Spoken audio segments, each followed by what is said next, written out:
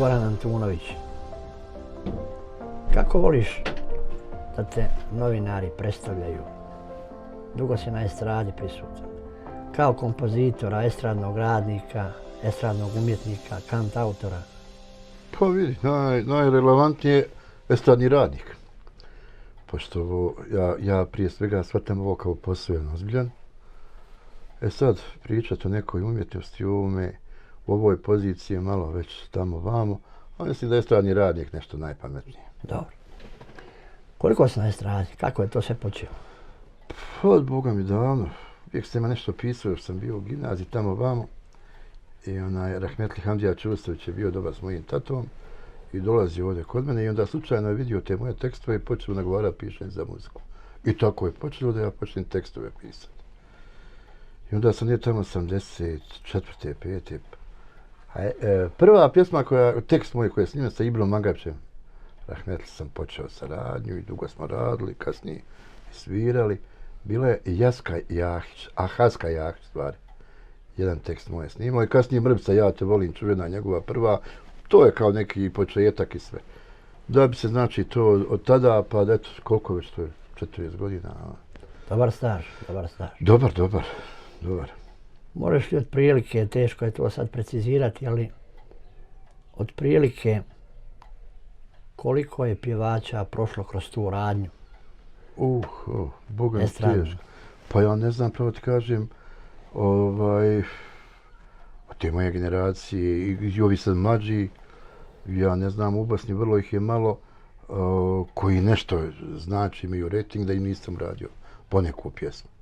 Znači od Halda, Hanke, Hakala, Šihe, Zehra, Bože, ne znam, Mrvica, Ferid, Rifet, znači praktično svi i u regiji normalno. Maja, s tim što sam prvo počeo, kažem kao tekstopisac, pa sam onda počeo da sviram pomalo, pa sam počeo i komponovati, da sam tako uobličio i onda krenuo tako tim putem. S kim je bilo najteže, s kim najlakše raditi? Kada ovo kažem, mislim na nuđenje pjesama. Pjevači znaju tu biti teški, po znacima navoda, naravno, jer razumiju, nekad ne razumiju autora. A znaš šta, u principu to ti isto ko koliko stan tražiš, pa ti kaže kolika ti je kilija, kada tebi uvijek puno, a gazdi malo. Tako ti i ovdje, kako ja njima kažem, njima je puno, a normalno meni je uvijek malo, znaš. Ali u principu, ajde, nađemo se. Sve zavisi od vremena. Pazi, kad je to počinjalo sve, onda se nije ni plaćalo. Onda je to bilo sve pokriveno, diskoton, diskos, te velike kuće. Tiraži su bili, onda je prodaja bila. Sokoj Sumaj. Jeste, Sokoj Sumaj, dobio si svaki kvartal isplata bilo i to vreće para bile. Tiraži su bili po 300, 400 hiljada, 200 hiljada. Znači početnik, prvu LP bio i kasete, tiraž je 50 hiljada. I sad ti kad to sabereš, bilo fini para, međutim, ovo poslijeratno vrijeme došlo. Kad bi povukao paralelu, da, autor prije rata, autor poslije rata. Kad je naplata u pitanju? Pa neuporedivo je bilo bolja varijanta prije rata. Znači kad pjevači nisu plaćali, nisu morali, ni trebali, ali su morali znati pjevati svi. Onda nije bilo, znaš, eto, dobar je, fino izgleda, lijep je, i lijepa je to, nego mora znati pjevati i jednostavno ima izdavačka kuća koja to sve plati na ugovore i na tiraže, prodaja bila velika, vidi Jugoslavija 20 nešto miliona, pa to je se prodavalo, išlo. Pa i mala prava, onda su nastupi, bili turneje, koncerti, znaš, sve je to išlo. Puno bolje je bilo prije. Znao se i džuboks naplatiti? Ba, sve se naplaćivalo. Pa ja kad sam svirao, sjećam se u Topoli, su meni dali papire da ja popunjavam za mala prava, ZAMP, koja smo redovno svaki mjesec popunio papire, koje smo pjesme mi izvodili u kafan, znači kafići, restorani, baš, znaš, bukvalno u državi u Jugoslaviji, to se moralo sve plaćati, jer je sve funkcionisalo. Kako je stanje danas? Evo imamo naš Amos, imamo ZAMP, hrvatski, imamo Soko i dalje postoji u Srbiji. Ja. Neki su zadovoljni, mnogi nisu. A ne znam šta bi ti rekao, vala, ja ne spadam u one prezadovoljne. Tu sam negdje u sredini, konta moglo bi bolje, ali eto sad, s obzirom da nije dugo vremena to poslije rata ni bilo, pa je onaj sine qua non crni počeo, pa je to bilo tamo vamo, pa onda je Amos.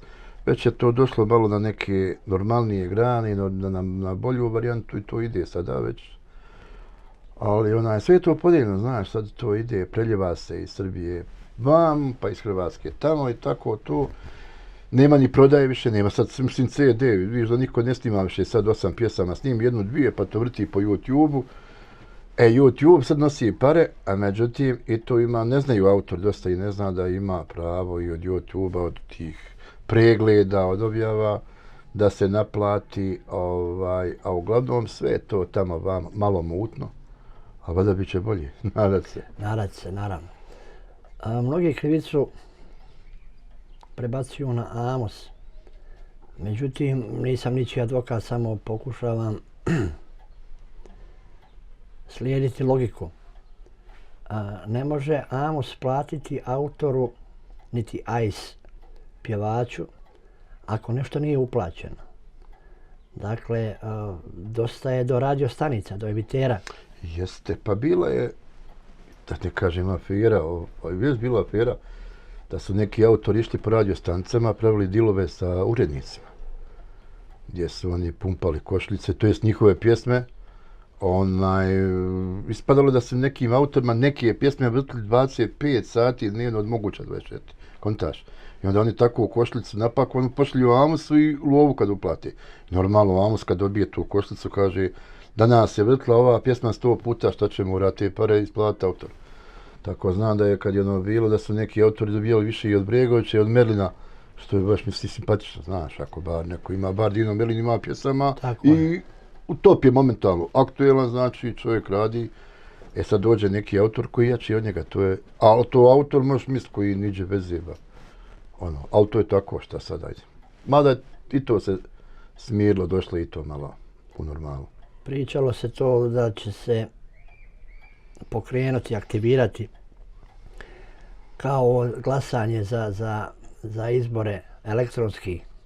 Dakle, čim se pjesma emituje, automatski se bilježi u Amosu.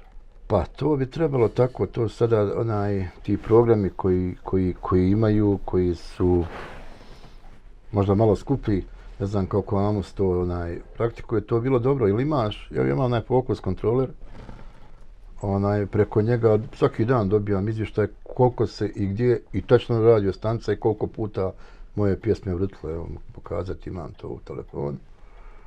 Tako nešto vjerojatno slično bi trebao Amos da ima, da direktno dobija i onda nema zabuna, vidi se sve to. Ovo do sad ide ručno, ja sam razgovarao. Recimo, ručno pošalju, znači urednici stanica šalju košlice, znači praktično i onda ovi dobiju to sve i eto sad, znači u međuvremenu ko šta može dopisati, otpisati, propisati bez Amosa, to je 10. priča. Ja sam razgovarao sa puno autora koji su dobijali informacije da im se pjesma čuje na tom radiju.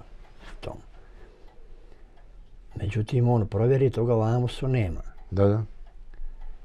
Onda razgovara sa urednikom koji kaže treća smjena, tad i tad si pušten. Da li se poslali Amosu? Kaj nisam. Zašto? Hamo nije upisao. Ko je Hamo? Tonac iz treće smjene.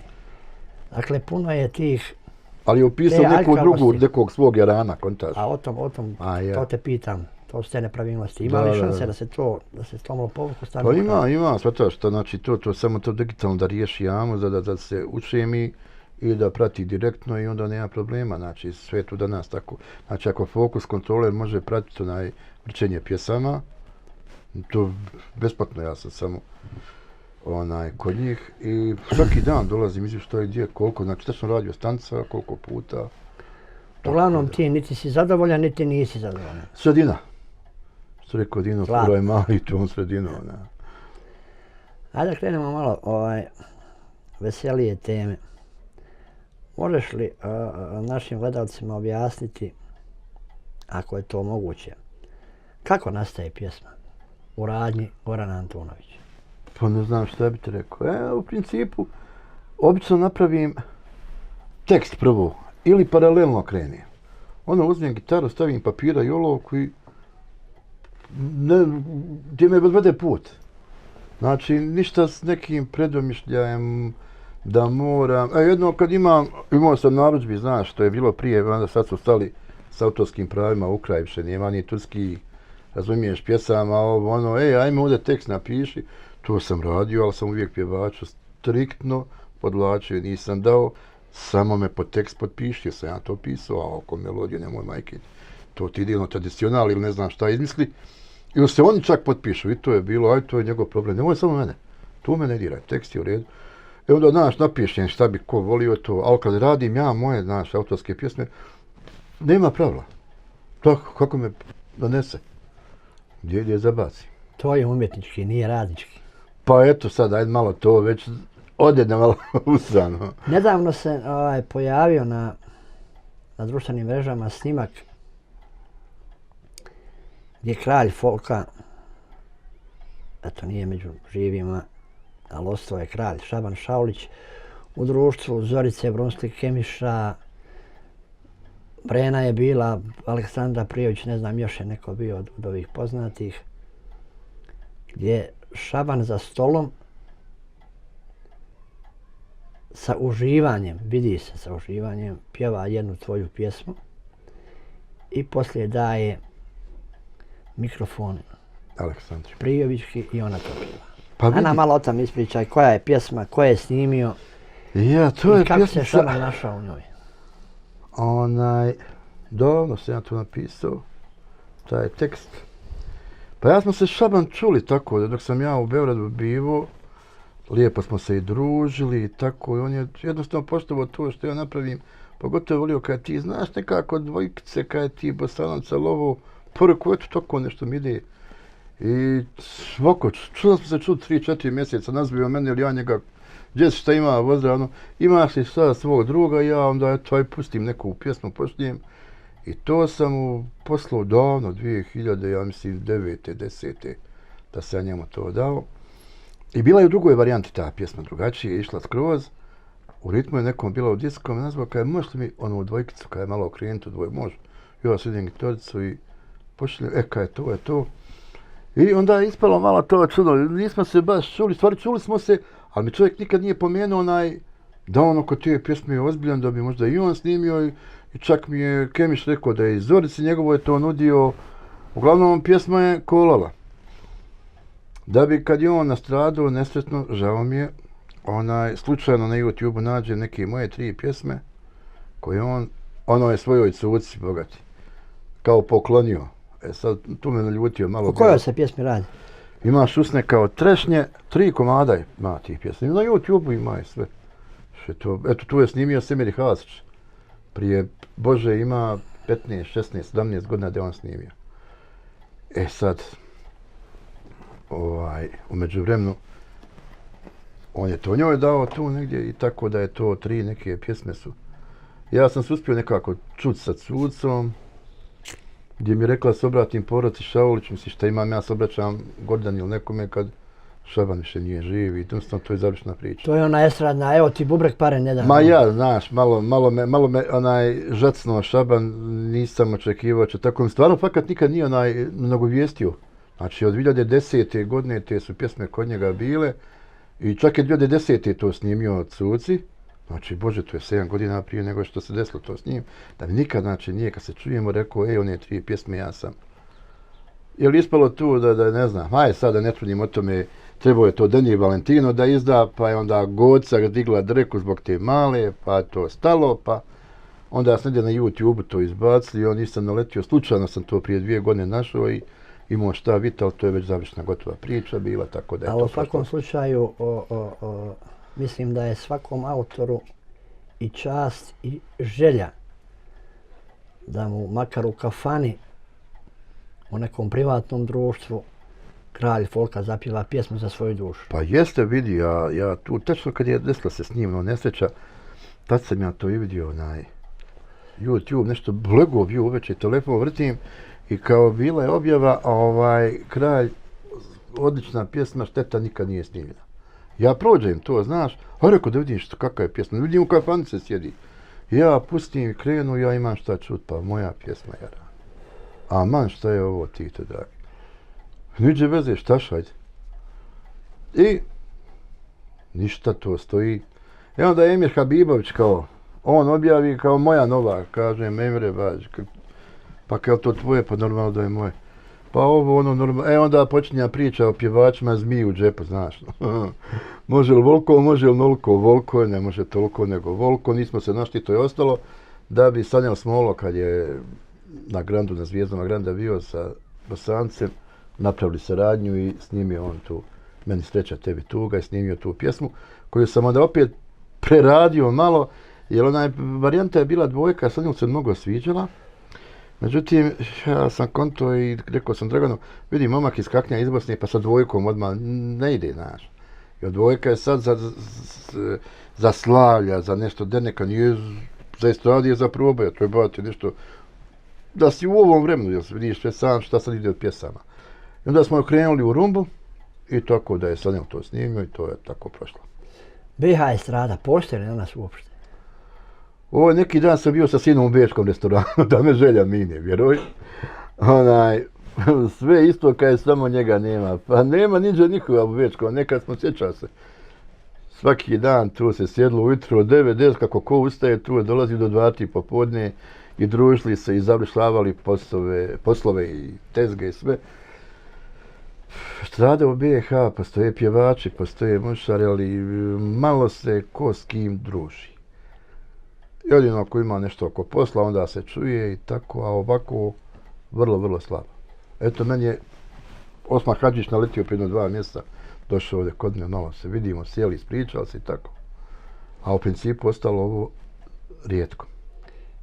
Kafana sa muzikom umire lagano. I to dobro više nema. Nekada je bilo, da ne idemo širi kanton, nego evo od Iliđe pa do Čaršije. 10-15 je bilo kafana, mislim. Puno više. Puno više, bilo. I svaka je radila, sve su bile pune. Sve. Šareni stolinaci, nažalost danas toga nema. Ja, sad to ima za ove kafanske večeri što pravi, znaš, pokušavaju, nešto ne pokušavaju, nego pravi to igranku, znaš, kafansko večer, pa su stavili ne kockaste stolnjake, to. A bilo, tad u Sarajevo je bilo, 15, 20, 30 kafana sigurno, gdje, pazi, svaki orkestar svirao, nije bilo ovo sad, van man muzik, roštilja, njih sad zovem roštiljđevo s klavijaturom, fajlovi, on nema pojma, ali on zna pritisniti 5 dugmad i svira. I onda je bio orkestar full, minimalno 4 čovjeka, eventualno i 5 čak. I obavezno pjevač i pjevačica. Znači 5-6-7 ljudi je u svakom restoranu bilo i Boga mi zarađivalo se fino. I fino se i družilo i ne znam, drugo je vrijeme bilo. Drugo vrijeme, naravno. Interesuje me tvoje mišljenje. Bosanski pjevač već dugo nema mjesta u Bosni. Ako su neki vjerski praznici, Nova godina ili eventualno vikend, uvijek su pjevači iz regije. Malo ćemo gdje i kad vidjeti, recimo, Nihada Alibegovića u Sarajevu, Šerifa Kunjevića, Halida Muslimovića, Bešlića. Menadžeri i vlasnici restorana imaju nekakav stupidan odgovor da su skupi.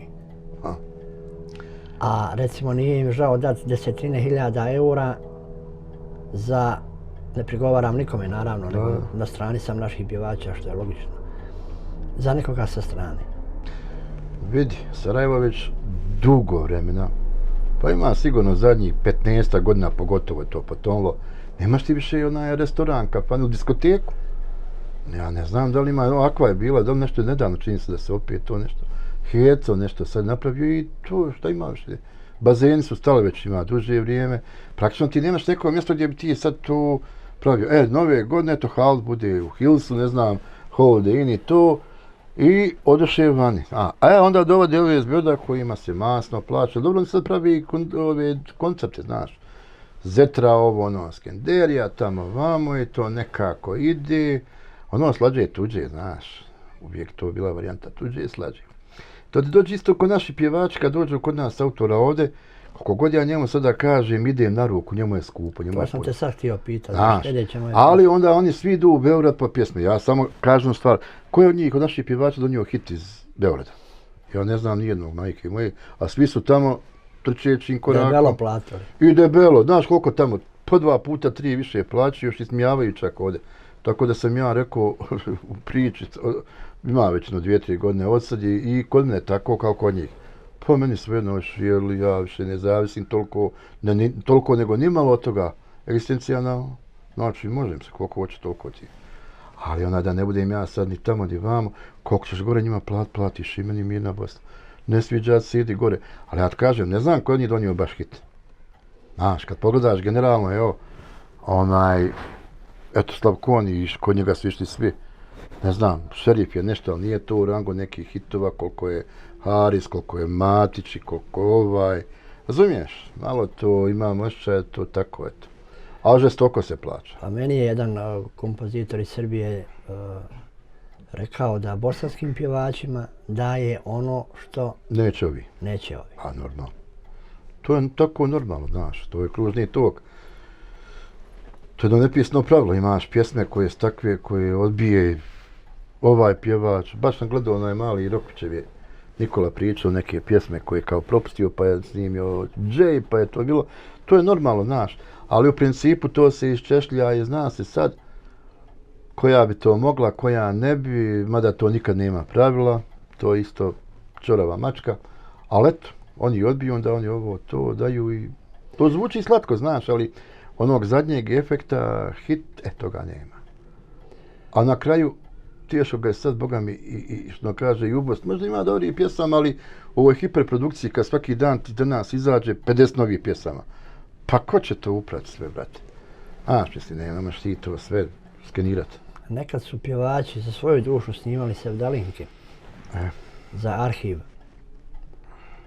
RTV-a. I danas je toga manje. Vjeruj, vidim ovi stariji kolege pjevači, kažu dole u Radio Sarajevo da snimaju snimke i radili su, a boga mi primjećujem da zadnjih godina malo kod njih se pohvali da je dole snimio nešto za arhiv Radio Sarajeva. Pogotovo da i mlađi, sad bi trebalo uključivati njih. Imamo mi fine, evo Ibro Bublin pjeva dobro, evo sam Smolo, znaš, ima fini cura, ima maka koji pjevaju jako dobro. Ova mala Šela sad što je, Zornić. Jest, mislim, to su vrhunski vokali. Njih treba sada stavljati u to da nastavi tradiciju, da čuvaju to blago. Nije komercijalno, to je mi objašnjenje. Pa znaš šta? Kao najljepša pjesma koja postoji, nije komercijalna. Nema veze, ali to treba da ima, a vidi, nije komercijalna, a zamisli Dernek ili neku svadbu bez tih pjesama. To je nemoguća emisija. Jedna je stvar džipanje, ripanje i glupiranje, a jedna je stvar kad dođeš, ne znam, svadba, ono šta se pjeva i svira, to zna se. Šta trenutno radi Goran Antunović? Momentalno, ne znam šta bi ti rekao, malo me ovaj kuk zeza, pa se oko njega zabavljam, šarmiramo se malo za šetnju. Radim, evo sad očekujem Nikola Jedinović Šećerova da izbaci u jednu pjesnicu. Neke su u najavi, nešto sa Haldom Maslimovićem dogovaramo.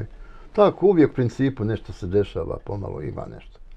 Uvijek. Kažu da Iver ne pada daleko od klada. Ja. Malo prije si spomenuo sina. S kim ću imati čast razgovarati nakon tebe. Možeš li mi ukratko objasniti?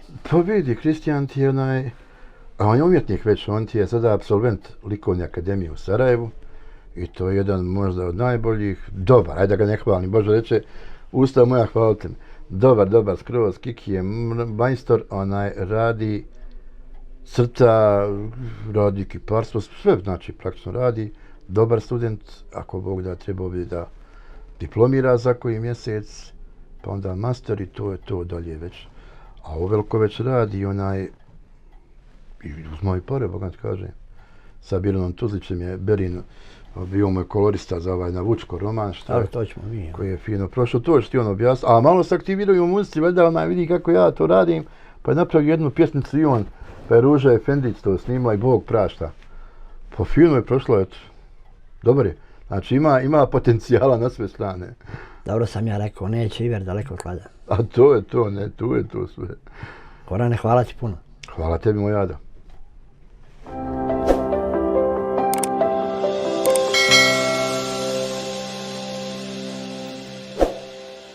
Kristijan Antunović, sin Gorana Antunovića, mog prijašnjeg sagovornika, dobro bi došao.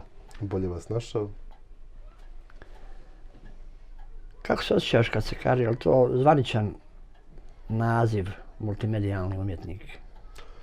Pa vidimo, mislim, multimedijalni umjetnik možemo primijeniti na savremeno doba, jer umjetnik kroz historiju čovječanstva je tu. Znači, od prvih grafičkih tisaka, otisaka ruke u Altamiri, što možemo nazvati kao prve grafike ikada, do dana danas gdje imamo digitalne naprave poput grafičkih tableta, gdje se rade raznorazne ilustracije, grafički tisci ili nešto što može uvijek da se oštampa u raznoraznim brojevima tiraža, što prije nije bilo tako jednostavno i moguće.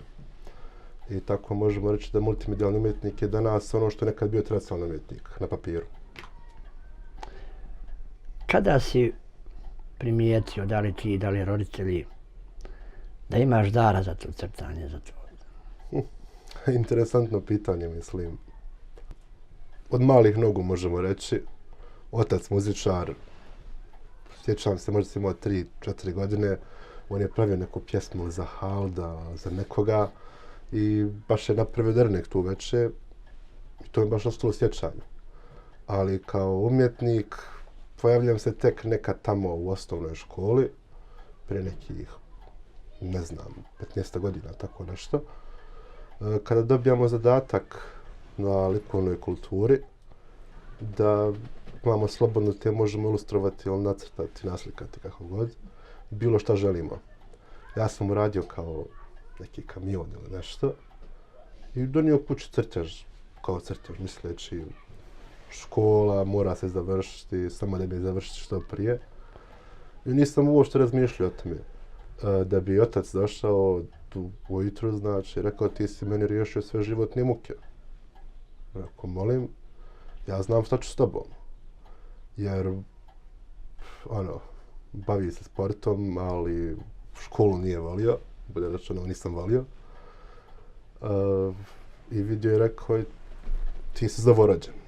Ja tebe da šaljem u gimnaziju ili nešto tamo sa strane, nema, mislim, ne ide.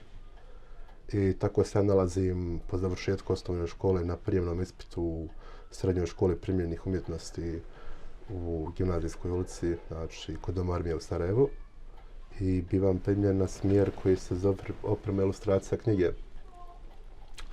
koji sam odabrao pored raznoraznih smjerova, poput kiparstva, reklamne grafike, slikarstva, jer kao mali sam, kao sva djeca, volio gledati neke crtiće, animacija znači, poput, ne znam sada, 2002.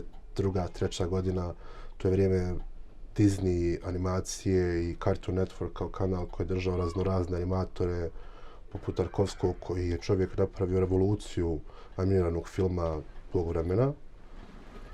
Znači, njegov animirani film koji traje možda ovako 2 sata u etapama po 10 minuta, Star Wars, Clone Wars. Tu sam nekako zavolio to i počeo se baviti kao I tako je krenuo. Neke skičice, nešto, ali ništa posebno. Dok nisam upoznao djela Frank Millera, znači njegov graphic novel The Dark Knight Returns, što je izašao 70. godina, koji je napravio bauk revoluciju u stripu, isto kao što je, na primjer, Renesansa napravila revoluciju i preporu od antičke misli u umjetnosti u 15. vijeku ili kao avangarda početkom 20. vijeka pojavom pravaca poput Ready Made ili same avangarde. To je za mene značilo, ovo mi se sviđa, ovo želim raditi i time sam počeo. I tako je krenulo.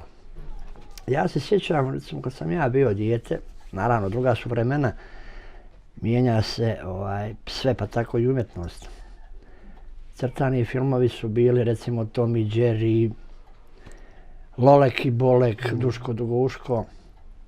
Danas su crtani filmovi puno duži i nekako zastrašujući u odnosu na one bezazlene avanture Duška Dugouška, Pere Djetlića i tako dalje. Isto tako i stripovi. U moje doba mi smo to zvali romani. Pa smo imali Komandant Marka, Blackstenu, Kit Tellera, Zagor, Tenea i tako dalje. Moje pitanje tebi je šta je dovelo, kada je ta tvoja umjetnost u pitanju, do takve nagle promjene i u tehnici i u temama? To je malo komplikovano, ali jednostavno ja sam 99. godine rođen. Znači i pop kultura 2000-ih ranih godina do 2010. bila nekako pokušavala da pobjegne od repeticije 80-ih i 90-ih godina kada je, na primjer, sva umjetnost uglavnom dolazila sa zapada, što i danas. Znači najveći dio pop kulture je danas sjedište Amerika, znači to su dva ključna grada, New York, Los Angeles, gdje se proizvodi sve, znači, od blockbustera poput Disneyevih, prilično Marvelovih, ali pošto je Marvel dio Disneya, filmova poput Avengers, Hulk, Iron Man i to, što su doveli nekakvu revoluciju u tome, jer je strip kao strip i bio doživio veliku zabranu početkom 50. godina, jer ga niko nije shvatio ozbiljno. Danas je puno promijenjena tema stripa i u svjetskim galerijama se izlaže, i u domaćim galerijama se napokon izlaže, što mi je drago. Prije su ga smatrali kao jednokratnu upotrebu, jer se strip pojavljuje tek nekako početkom 20. vijeka u Evropi, u Francuskoj, stara škola stripa, onda se polako prelazi na novi kontinent sa svom, znači, prebacivanje umjetnosti. Šta je u stvari strip? Ja laički gledano nekakav hronološki red slika koji prati neku radnju. Da. Tako ga ja shvatam. Da. Mislim, logični korak poslije strip animacija. Znači, svaki strip crtač ili crtač bi volio da vidi svoje djelo kako možda izgleda u 2D ili 3D danas. Jer danas je 3D puno napredovao i može se koristiti puno više stvari koje se prije nije moglo, mislim, možda se i moglo, ali je proces i vremenski okviri koji su trebali da se odrade su bili znatno teži da se izvede. Evo vidimo neka od tvojih dijela. Koliko je potrebno, interesuje me vrijeme, znam za trud da je kao i svaki umjetnik, nažalost, mnogi to gledaju sa podsmijehom, a to bi ja puno brže, puno kraće. Vremenski me interesuje za jedan, recimo, ovakav. Mislim, sve od osobe do osobe. Imamo ljude koji crtaju minut, dva mogu izvesti stranicu. Imamo ljude koji rade godinama na jednoj stranici. Mislim, sve do stranice, na primjer. Evo ova stranica ovdje. Prvobitna skica je urađena digitalno, znači. Šta ona predstavlja? Ovo je 57. stranica graphic novel pod imenom Night, koji treba da izađe, koji je ujedno moj master rad, koji će uskoro izaći, nadamo se. Znači, ona predstavlja jednu od ključnih scena poglavlja samog priče cijele. Pred sami kraj, možemo reći nekako, ovo je pred sami rasplet cijele radnje. Kao kad pišemo, na primjer, seminarski lesije ili nešto, imamo uvod, zapletak, raspletak, kraj. Ovo možemo nekako pred sami kraj staviti da je nekako rasplet cijele priče i da vodi nekako svom završetku. Ti si pri kraju studija? Ja sam absolvent, još malo i onda master. Šta dalje? Pošto sam nastavnički odsjek, ili predavati, ali ja ima li interesovanja omladina za ovaj tvoj poziv? Pokazuje li, da li si, koliko vas je, recimo, na tvom odsjeku bilo? To je, mislim, 7, 8 u početku. Neki ljudi su napustili, neki su onda opet došli. Sada nas ima preko 10-ak. Možda 11, 12, tako nešto. Znači nije interesovanje baš tako? Mislim, nastavnički odsjek i regularno Akademija likovnih umjetnosti, to je veoma fin poziv životni. Sve imamo umjetnike poput Zeca, poput Berina Tuzlića, poput raznoraznih umjetnika koji imamo, koji ne znaju ljudi za njih. I svi misle da je kod nas umjetnost, da je to nevažno, da nažalost, se treba koristiti. To si u pravu, da je kod nas umjetnost u podrumu svih dešavanja. Kad pomenu Berina Tuzlića, ja evo u rukama imam jednu zanimljivu ediciju, zanimljivo štivo na Vučko. Jeste. I ovdje piše Berin Tuzlić, Rusmir Agačević, Goran Simić na Vučko i piše obojio Kristijan Antunović. Moja malenkost. Da. Možeš li nam šta reći o tome? Kako je nastalo, čija je ideja, kako si dobio poziv, od koga? Malo smiješno, ali život je pun nekih smiješnih i iznenađujućih momenata. Uglavnom, Berin je imao izložbu u galeriji u Kralja Tomislava ulici, znači, Fazonator. To je njegovo djelo koje već izdaje par godina. To je bilo novo izdanje Fazonatora. Pošto sam je upoznao Berina par godina prije toga, preko oca, on me znači upoznao sa njim, jer su obojica u Amusu, ja kao mladi član Amusa od nedavno, prvi put kada smo se sreli, da popijemo kafu, što bi se reklo, ponio sam crteže, dao sam mu crteže, pa Ludo je rekao, ovo je dobro, ali ne valja. Mislim, da sam mu tada možda 15-16 godina. I gledam, ništa rekao. Napreduj dalje. To je.